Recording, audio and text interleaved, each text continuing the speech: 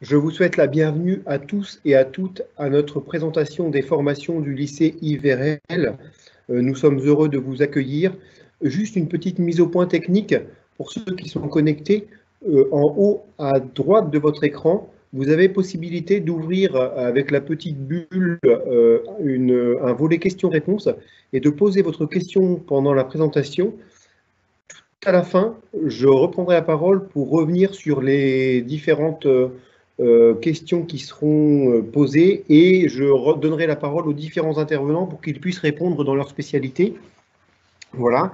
Je vous demande de bien couper votre micro de manière à ce que ça ne crée pas d'interférence. Normalement, il n'y a pas trop de risques, mais de bien vérifier si votre micro est coupé. Donc, je vais laisser la parole à mon collègue Xavier Paris, qui est chef d'établissement et qui va vous présenter l'établissement en général. Bonjour à toutes et à tous, bienvenue au lycée d'enseignement professionnel rural privé Yves Verrel. Je m'appelle Xavier Paris et je suis le chef d'établissement du lycée depuis septembre 2015. Notre établissement est spécialisé dans la formation et service aux personnes. Il propose deux types de diplômes, le bac pro SAPAT, service aux personnes et au territoire, et le CAP SAPVER, service aux personnes et vente en espace rural. De plus, nous proposons une filière 4e, 3e à projet professionnel dont les buts sont d'apprendre autrement et de construire un projet professionnel. Le cadre du lycée est sympathique avec de nombreux espaces verts et un foyer qui est mis à la disposition des élèves afin qu'ils puissent se détendre, se connaître et se rencontrer en totale liberté. L'équipe pédagogique du lycée est composée de 10 enseignants auxquels il faut ajouter une RVS de jour qui est là pour accueillir les élèves, recueillir les absences, et d'une RVS de nuit pour l'internat. Le service administratif, quant à lui, est assuré par une secrétaire comptable qui est à la disposition des familles pour tout type de renseignements. Les repas du lycée sont assurés par une cuisinière. Elle prépare les repas à partir de produits frais régionaux. Le service s'effectue dans un self où les élèves sont disposés par table de 6. Avec la crise sanitaire, nous avons remis en place un protocole. Les élèves sont par 3 et par classe. Afin de former au mieux nos apprenants sur le savoir-être et le savoir-faire, diverses pièces sont mises à notre disposition.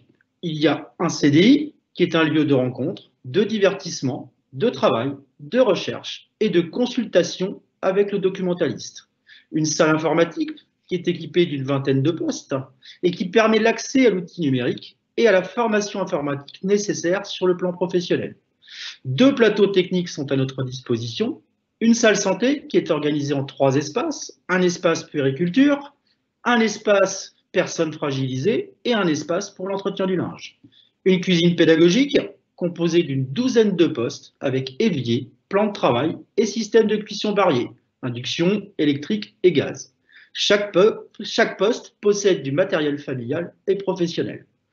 Des salles de classe, toutes équipées en Wi-Fi, avec des téléviseurs, afin de diversifier les méthodes d'enseignement et d'apprentissage. En complément, nous avons une vingtaine de tablettes qui sont à la disposition des enseignants et des élèves. L'internat est disponible pour accueillir les élèves qui en ont besoin. Sa capacité d'accueil est d'une 50aine d'internes. Les garçons et les filles sont bien évidemment séparés. Ils sont sous la responsabilité d'une RVS de jour. Les horaires d'ouverture du lycée sont de 8h le matin à 17h30 le soir, du lundi au vendredi. Pour les horaires de cours, ils sont assurés de 9h à 11h50 ou 12h40 le matin et de 13h50 à 16h30 l'après-midi. Je laisse maintenant la parole au corps enseignant qui va vous présenter les différentes formations du lycée. À bientôt, dans l'attente de vous rencontrer. Bonjour, Christine Collado, enseignante dans les matières professionnelles, services et soins aux personnes et responsable de stage. Bonjour, Julien Carré, j'enseigne les sciences aux élèves du lycée. Pourquoi choisir la filière bac professionnel, Julien? Alors, la filière bac professionnel permet d'acquérir des compétences générales et des compétences professionnelles dans un rapport de 50-50. De plus, les périodes de stage, 21 semaines sur l'ensemble des 3 ans, permettent d'acquérir une réelle expérience professionnelle et d'affiner le projet professionnel. Comment accède-t-on à un bac professionnel? Donc, pour accéder à un bac professionnel, il faut être il est ouvert aux élèves de 3e et de seconde générale et seconde professionnelle, ainsi qu'aux élèves de CAP qui sont désireux de développer leurs compétences professionnelles. Le bac pro SAPAT, c'est quoi? Donc, SAPAT, ça veut dire service à la personne et au territoire. Donc, ça permet d'être en contact et d'accompagner différents publics au travers de la formation et des stages. Donc, pour la partie service à la personne, les publics sont la petite enfance, les personnes en situation de handicap et les personnes âgées. Donc, ça permet de répondre à leurs besoins et d'assurer leur bien-être. Cela se fait donc par la formation, par les stages, mais aussi par le biais de projets qui nous amènent à rencontrer ces différents publics. Concernant la partie service au territoire, donc elle a pour but la promotion du territoire et le développement des services de proximité. Encore une fois, les projets permettent de rencontrer les différents acteurs de ce domaine. Que peuvent faire comme métier les élèves titulaires de ce bac professionnel SAPAT? Alors, il y a de très nombreux débouchés. Donc, dans le monde professionnel, donc vous pouvez voir sur cette diapositive les nombreux domaines et les nombreux débouchés. Je vais en citer quelques-uns. Donc, en ce qui concerne le travail avec la petite enfance, donc on peut travailler dans les crèches, les garderies, mais aussi les écoles maternelles et primaires. Pour ce qui est des personnes âgées, il y a les EHPAD, les centres de rééducation. Pour le domaine du handicap, il est possible de travailler dans des IME et dans des foyers d'hébergement. Il y a aussi tout ce qui est le volet service à domicile avec la DMR et l'UNA, et aussi pour le domaine du territoire, donc les offices de tourisme, les centres culturels, les centres aérés et les centres de loisirs. Donc, en plus de ces possibilités dans le monde professionnel, le bac pro SAPAT permet aussi donc la poursuite d'études, notamment dans tout ce qui est le domaine médical, paramédical, avec les formations d'aides-soignants, d'infirmiers, d'éducateurs spécialisés, et aussi de façon plus générale l'accès à des BTS et des BTS agricoles, comme le BTS Animation des territoires ruraux par exemple. Christine, pourquoi choisir le lycée Yves Vérel particulièrement ? D'abord parce qu'il est vraiment situé dans un espace agréable, verdoyant, et surtout reconnu par les professionnels du territoire. Nous avons aussi un plateau technique tout neuf, avec une salle santé-soins, un lieu incontournable de tous nos travaux pratiques et de toutes nos situations réelles concrètes. Aussi, parce qu'il y a des besoins importants dans les métiers proposés des soins et d'aide à la personne. Nous avons aussi la chance de travailler avec des petits groupes, ce qui nous permet d'avoir une pédagogie différenciée. Et dans notre salle santé, qui est divisée en 3 parties, nous réalisons surtout de nombreux travaux pratiques. Donc là, vous avez un premier espace qui est plutôt consacré à l'entretien du linge et des locaux. Donc nous réalisons le tri, l'entretien du linge comme dans les structures, tout en développant la sécurité et en respectant le respect de l'environnement. Nous avons un deuxième espace, ensuite plutôt consacré à la personne âgée. Donc nous réalisons évidemment tout d'abord une formation aux gestes et postures pour permettre à nos élèves d'être acteurs de leur propre prévention. Nous mettons en place aussi une semaine professionnelle plutôt sur la santé, où en fait nous réalisons des visites de structures et aussi invitons des professionnels. Nous travaillons sur la réfection des lits et aussi sur l'aide aux soins et aux déplacements, justement. Et nous avons en finalité un 3e espace qui est plutôt réservé à la petite enfance, où vous voyez ici un mobilier adapté, comme dans les crèches, pour pouvoir apprendre aux élèves les bons gestes et les postures lors des soins du bébé.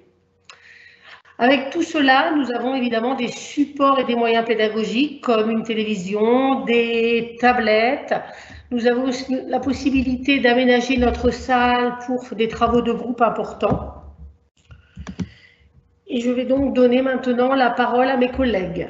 Merci. Nous avons depuis quelques années maintenant le CAP agricole service aux personnes et vente en espace rural au sein de l'établissement. C'est une formation qui est très intéressante puisqu'elle permet à des jeunes qui auraient besoin de consolider des acquis théoriques et ou qui auraient quelques indécisions sur leur projet professionnel de pouvoir approfondir celui-ci. Alors, elle est accessible, cette formation, à l'issue d'une troisième, quelle qu'elle soit. Voilà. Elle est intéressante puisqu'elle permet d'aborder deux secteurs. D'un côté, le secteur des services aux personnes, comme mes collègues viennent de vous expliquer, et de l'autre côté, le secteur de la vente. Donc, il s'agit de la vente dans les hyper ou de la vente dans les commerces de proximité, comme vous pouvez trouver dans notre département. Alors, je trouve que cette formation est intéressante puisque, comparé à certains CAP, à un grand nombre de CAP même, c'est une formation qui se fait le plus souvent à l'établissement. Ce n'est pas une formation en alternance, voilà, même si elle est très professionnelle. Donc, je vous explique maintenant. Vous devez avoir à l'écran votre diapositive sur la formation. Vous avez à l'écran l'idée que cette formation est très professionnelle, puisque 2/3 du temps d'enseignement à l'école est consacré aux enseignements professionnels et aux projets en lien avec le monde professionnel. Par exemple, on propose aux élèves de participer à l'organisation d'un marché de producteurs, on propose aux élèves de participer à des animations sur la dégustation, le goût, et puis les élèves sont aussi associés au travers de leurs cours à des animations qui peuvent être proposées à des enfants ou à des personnes âgées. Donc les possibilités sont multiples d'être en immersion professionnelle. Pour compléter cette formation, effectivement, il y a les enseignements généraux, donc c'est à peu près 1/3 de la formation, et il est important de maintenir un socle un niveau théorique pour préparer l'élève à poursuivre les études, pour se donner un petit peu plus de corde à son arc, je dirais. Donc on poursuit les études souvent vers un bac pro. Dernier axe de la formation, les stages, ils sont très importants pour permettre à l'élève d'affiner son projet professionnel et d'acquérir les notions pratiques liées au monde professionnel. Donc c'est 12 semaines de stage sur la formation et puis qui sont disposées en 50% en service et 50% en vente. En réalité, l'élève choisit rapidement le domaine qu'il préfère et les stages s'effectuent en fonction de son projet professionnel. Alors, quand on a fait un CAP service aux personnes et vente en espace rural, qu'est-ce qu'il est possible de faire? Deux choses. Premièrement, nous allons inviter tous les élèves à poursuivre les études. Poursuivre les études vers un bac pro, soit dans le service aux personnes, soit dans la vente. Les deux sont proposés.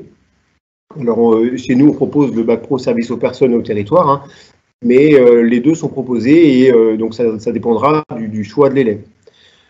Mais il faut savoir que l'élève a la possibilité aussi d'entrer dans la vie active, soit dans le domaine des services aux personnes, encore une fois, soit dans le domaine de la vente, en tant qu'employé libre-service, employé de commerce, dans un supermarché ou dans un commerce de proximité. Pour le service aux personnes, les élèves peuvent aller travailler dans les milieux qui ont été décrits dans l'intervention précédente, donc personnes âgées en situation de handicap, petite enfance, en tant qu'agent de service hospitalier, aide à domicile, éventuellement ATSEM et puis assistante éducatrice dans une crèche. Donc c'est une formation qui est très complète et puis qui permet à l'élève quand même de pouvoir accéder à tout un tas de possibilités à la fin. Je vais laisser la parole à mon collègue Xavier Paris et François Briand pour vous présenter la formation 4e, 3e. Bonjour, monsieur Paris. Je suis donc monsieur Briand, j'enseigne l'art, la culture et la communication. Donc je vais vous poser quelques questions sur la filière 4e, 3e de l'enseignement agricole à projet professionnel. Donc à quoi correspond cette filière? Alors cette filière, c'est apprendre autrement, être accompagné, se remotiver, obtenir le diplôme national du brevet et préparer son orientation. Chez Véral, c'est possible, c'est intéressant et c'est une nouvelle chance. Quel est le but de cette formation? Le cycle 4e, 3e à projet professionnel propose un enseignement concret en relation étroite avec les différentes familles de métiers. Les filières de l'enseignement professionnel visent à motiver les jeunes par une démarche plus concrète et à les aider à choisir leur orientation future. Ces classes sont une chance à saisir pour permettre aux jeunes, peut-être démotivés par le système scolaire, de réussir et de vivre sa scolarité d'une façon positive. Après l'obtention du diplôme, ces jeunes peuvent se diriger vers les filières professionnelles, en CAP ou en bac pro. Est-ce qu'il y a des objectifs plus précis de cette formation? Alors l'objectif principal pour nous, c'est de redonner une nouvelle chance vers la réussite, par la préparation du brevet et par l'orientation professionnelle, en adaptant une nouvelle pédagogie pour permettre aux jeunes en difficulté avec le système général de renouer avec la réussite, d'acquérir des compétences générales et bien sûr techniques, d'ajouter du concret au cours et d'aborder des secteurs de métiers différents afin de préparer leur avenir. Alors, je sais ici que vous proposez une pédagogie vraiment innovante. Quelle est l'originalité ici à Nogent-dans-le-Pin? Le choix que nous avons fait dans l'établissement pour les 4e, 3e, ce sont de mettre en place des cours théoriques le matin et des cours pratiques ou plus ludiques l'après-midi, à travers de la découverte professionnelle par l'intermédiaire des EPI, enseignement pratique interdisciplinaire, par des modules professionnels autour de métiers, la cuisine, l'apiculture, par l'intermédiaire de projets artistiques comme des films en pluridisciplinarité pour s'initier au monde professionnel. Est-ce qu'il existe des périodes de formation en milieu pro? Il en existe afin de découvrir le monde du travail de l'entreprise et pour trouver ou consolider un projet d'orientation. Que ce soit en 3e ou en 4e, 4 semaines de stage sont proposées, réparties sur toute l'année, en plusieurs périodes. L'élève lui-même est responsable des démarches à effectuer, c'est-à-dire choix du lieu, prise de contact avec le maître de stage. Toute entreprise peut être un lieu de stage, quel que soit son domaine d'activité. En parallèle, un professeur référent s'assure du bon déroulement du stage et l'élève finalisera donc son stage par une production écrite. Bien. Une autre question, est-ce que vous proposez quelque chose de particulier pour remotiver les élèves? Est-ce qu'il y a un accompagnement personnalisé? Alors, nous avons décidé de s'orienter sur 4 objectifs principaux pour effectivement remotiver ces élèves. La mise en place d'un tutorat, où chaque élève va choisir son propre tuteur, qui sera un enseignant. Cela va permettre de rendre confiance avec l'adulte, de valoriser le jeune et de pouvoir assurer un parcours pour la réussite. Il y a des heures d'accompagnement personnalisé qui se basaient donc sur la méthodologie, le soutien et l'aide à l'orientation. La vie scolaire joue aussi également un rôle très important puisqu'elle permet de repérer des jeunes en difficulté et de mettre en place une concertation hebdomadaire de l'équipe. Enfin, des projets sont mis en place, des projets artistiques, des projets culinaires, afin donc de valoriser des projets collectifs. Très bien. Et quelles sont les conditions d'admission, tout simplement? Alors, ces conditions sont très simples. Nous accueillons pour la classe de 4e des élèves issus de la 5e générale, des élèves issus des classes de SECPA, et éventuellement, bien sûr, des élèves qui seraient en très grosse difficulté. On peut leur proposer également un redoublement. Pour la classe de 3e, on a les 4e SECPA ou les 4e issus de la 4e générale, ainsi qu'éventuellement des élèves en difficulté en classe de 3e générale. Ben, très très bien, merci pour cette présentation. Je vais redonner la parole à mon collègue, je crois, monsieur Louis-David Marie. Je vous donne la parole. Alors, je récupère la parole donc, pour un temps de réponse à vos éventuelles questions. Donc, j'ai vu qu'il y avait déjà une question de poser auquel je vais répondre. J'invite les autres participants à ne pas hésiter à poser des questions si besoin. Je vais donc répondre à la question qui a été posée. On a posé la question, quels sont les projets que les élèves peuvent mener? Alors, c'est une question assez générale, je vais me permettre d'y répondre.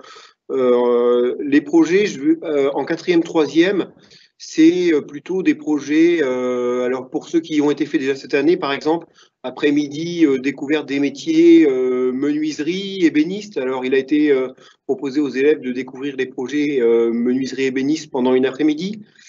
Pour les 4e, 3e, toujours, alors avec le Covid, peut-être un petit peu plus compliqué, mais ces visites de salon, ces projets Madagascar, les 4e, 3e sont investis dans un projet où ils organisent, en lien avec les terminales SAPAT, le financement des études d'une élève malgache qui souhaite devenir agricultrice, tout simplement, ou agriculteur. Hein.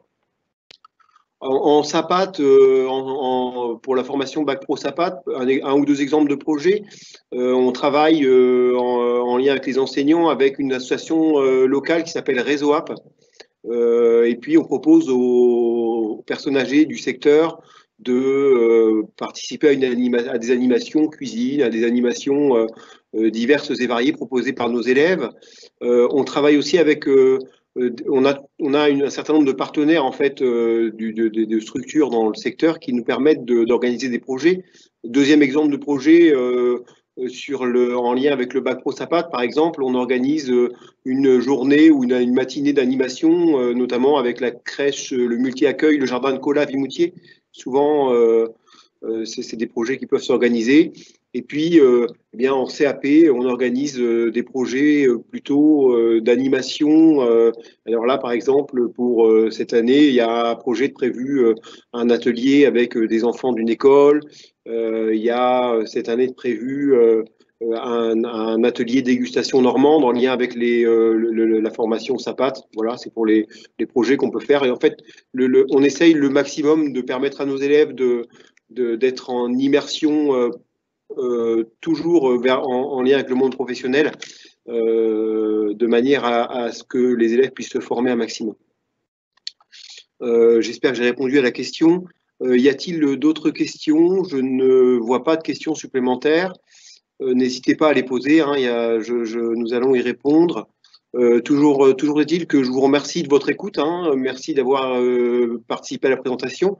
J'espère qu'elle a été assez claire et excusez-nous pour le petit délai, pour le petit souci technique de la présentation du CAP. En tout cas, je souhaiterais vous dire, avant de conclure, puisque je ne vois pas d'autres questions, je souhaiterais vous dire que cette présentation que vous avez été faite, elle sera disponible en replay sur le site internet du lycée. Je vous invite tout de même à venir nous voir aux portes ouvertes. Elles auront lieu le samedi 13 mars et le samedi 17 avril de 9h à 16h, une plage horaire augmentée, de manière à vous permettre de pouvoir venir en toute sécurité. Donc, n'hésitez pas à appeler pour prendre rendez-vous au lycée 02 33 39 92 et 90 pour réserver votre créneau horaire et puis pouvoir visiter en toute sécurité en lien avec le Covid. Merci beaucoup de votre écoute une nouvelle fois et n'hésitez pas, hein, si la moindre question vous vient, à nous contacter par l'intermédiaire des réseaux sociaux ou sur le site internet en nous envoyant un mail afin que nous puissions répondre à vos interrogations. Je vais donc maintenant mettre fin au live. Je remercie également l'équipe du lycée qui a permis que vous soyez informés aujourd'hui. Bon samedi, bon week-end à tous. Merci de votre écoute.